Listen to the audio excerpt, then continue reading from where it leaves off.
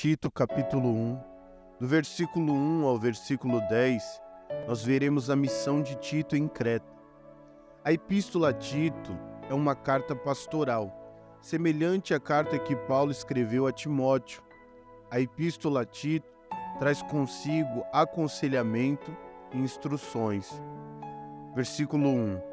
Paulo, servo de Deus e apóstolo de Jesus Cristo, segundo a fé dos eleitos de Deus e o conhecimento da verdade, que é segundo a piedade, Paulo começa a saudação dessa carta a Tito, dizendo que ele é servo de Deus e apóstolo de Jesus Cristo.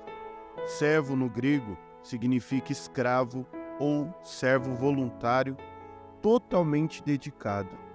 Paulo diz que ele é apóstolo de Jesus Cristo. Esse termo em grego significa enviado ou mensageiro. Paulo foi constituído, escolhido por Cristo para promover a fé que é dos eleitos de Deus e o pleno conhecimento da verdade, que conduz a uma vida santa e piedosa. Versículo 2. Em esperança da vida eterna, a qual Deus não pode mentir, prometeu antes dos tempos dos séculos. Paulo foi um apóstolo da esperança, a esperança de recebermos a vida eterna. Deus, que não mente, nos prometeu essa vida antes da criação do mundo, para ser entregue mediante a pregação do Evangelho. Versículo 3. Mas a seu tempo manifestou a sua palavra, pela pregação que me foi confiada, segundo o mandamento de Deus, nosso Salvador.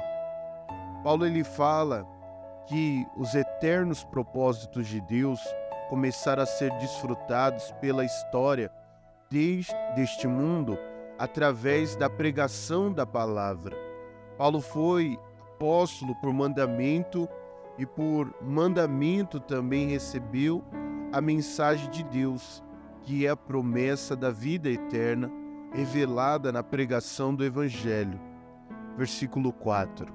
A Tito, meu verdadeiro filho, segundo a fé comum, graça, misericórdia e paz da parte de Deus Pai e do Senhor Jesus Cristo, nosso Salvador. Paulo, ele se dirige a Tito por meu filho verdadeiramente nascido na fé, que por Paulo, Tito e todos os cristãos compartilhamos. Graça, misericórdia e paz da parte de Deus e do Senhor Jesus Cristo, nosso Salvador. Versículo 5. Por esta causa te deixei em Creta, para que pusesses em boa ordem as coisas que ainda restam e de cidade em cidade estabelecesses presbíteros, como já te mandei. A partir do versículo 5, Paulo passa a tratar o que levou ele a escrever essa carta a Tito. Ele havia deixado Tito na ilha de Creta para que pusesse em ordem o que faltava fazer. Paulo havia evangelizado na ilha de Creta, mas antes de sair, o apóstolo deixou ali Tito, o seu assistente, para completar a tarefa de organizar as igrejas. A linguagem de Paulo dá a entender que nem tudo estava bem nas igrejas cretenses e que parte da tarefa de Tito era corrigir o que estava errado. Paulo também instrui Tito a ordenar presbíteros, que também significam pastores para as igrejas. Versículo 6. Aquele que for irrepreensível, marido de uma mulher que tenha filhos fiéis, que não possam ser acusados de dissolução, nem são desobedientes.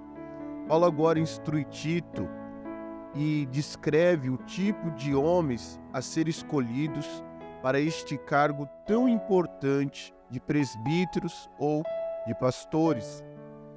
Primeiro, irrepreensível. Ele deveria ter um caráter sem falha ou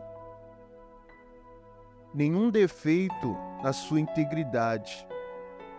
Ele deveria ter uma integridade inquestionável. Marido de uma só mulher. Deveria ser casado a uma única esposa. Filhos fiéis, filhos cristãos. Mas é verdade que nenhum pai pode controlar ou determinar as decisões morais e espirituais dos filhos. O que Paulo está querendo dizer é que não há algo que qualifique mais um homem ao cargo de pastor ou presbítero que ser um exemplo de fé para os seus filhos, o fato de que seus filhos estão seguindo como o pai que segue a Cristo. Que não possam ser acusados de dissolução, nem são desobedientes. Os filhos de um homem que vai ser ordenado pastor ou presbítero não podem ser acusados de dissolução, de viverem uma vida somente para satisfazer os prazeres próprios, esbanjar a vida em prazeres tolos ou perversos. Versículo 7. Porque convém que o bispo seja irrepreensível, como mordomo da casa de Deus, não soberbo, nem iracundo, nem dado ao vinho, nem espancador, nem cobiçoso de torpe ganância. Agora Paulo fala que o bispo, pastor, presbítero, que for ordenado deve ser irrepreensível, mordomo da casa de Deus, quer dizer, encarregado da dispensa, esse é o significado, responsável pelo alimento. Esse líder tem que ser encarregado da palavra de Deus e oferecer alimento para as pessoas que estão em sua volta.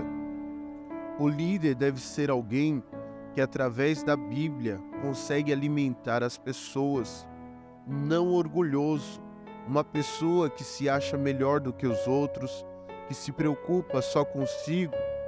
Ela não pode ser levantada na obra de Deus para cuidar de pessoas, não dada ao vinho, aqueles que são viciados em bebida ou que são escravos da bebida, nem espancador, quer dizer, aquelas pessoas que são briguentos, que têm o pavio curto, eles não podem ser levantados na obra de Deus em um cargo de liderança.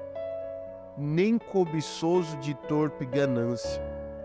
É aquela pessoa que o objetivo dela é ganhar dinheiro. Ela ama o dinheiro. O exemplo disso é aquela pessoa que elas faz campanhas que não vai acontecer nada, mas o propósito dela é ganhar o dinheiro. Essas pessoas não podem ser levantadas como liderança. Ele diz no versículo 8, mas dado a hospitalidade, amigo do bem, moderado, justo, santo, temperamente. Hospitaleiro, recebe bem as pessoas, ama estar com as pessoas, recebe pessoas em sua casa, amigo do bem. Precisamos falar bem de outras pessoas, tratar as pessoas bem. Aquele líder que ele é amigo do bem, é uma pessoa que ela fala bem das pessoas, que trata bem as pessoas. Moderado, que também significa temperante, é aquela pessoa que tem domínio próprio, domínio de si, é uma habilidade de lidar com situações difíceis, sem deixar se envolver por elas. É aquela pessoa que não vai além do que pode, mesmo diante dos desejos e vontades, ela não continua. Justo, é uma pessoa justa e consegue fazer justiça. santo, uma vida consagrada e dedicada a Deus. Versículo 9. Retendo firme a palavra que é conforme a doutrina, para que seja poderoso tanto para admoestar com a sã doutrina, como para convencer os contradizentes. Paulo fala que o líder deve se manter fiel à palavra de Deus, pregar Cristo e oferecer Cristo para as pessoas. Paulo fala que o líder deve corrigir, repreender e encorajar as pessoas através da palavra de Deus e também mostrar os erros dos que são contra a palavra de Deus.